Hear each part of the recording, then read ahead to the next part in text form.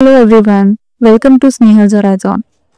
खूप दिवसापासून मनात होतं लव्हेंडर फील्ड बघायचंय. इंस्टाग्रामवर, युट्यूबवर खूप फोटोज पाहिले होते आणि एक्सायटेड पण होते आणि शेवटी आमचा हा प्लॅन जमलाच. आज आम्ही आलो आहे कॅलिफोर्निया मधल्या 123 फार्मला.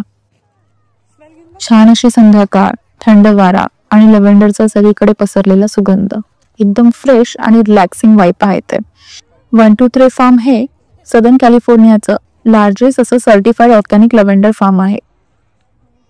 सीझन मध्ये इथे अराउंड 20 एकरवर पसरलेली लव्हेंडरची सुंदर शेती फुलते. सगळीकडे पर्पल फुलांचे गालिचे आपल्याला पाहायला मिळतात. आणि इथे आहे लव्हेंडर फेस्टिवल, जो दरवर्षी असतो. इथे यायचा बेस्ट टाइम म्हणजे इव्हिनिंग मध्ये सगळं लव्हेंडर फील्ड अजूनच छान दिसतं. सूर्य मावळायला लागतो आणि सॉफ्ट गोल्डन किरण लव्हेंडरवर पडतात, तेव्हा हे सगळं खूप सुंदर वाटतं. 123 फार्म मध्ये संध्याकाळी हजारो फेरी लाईट्स लावले जातात. त्यामुळे फुलांच्या मधून चालताना एखादा मॅजिकल गार्डन मध्ये फिरतो असंच वाटलं आम्हाला.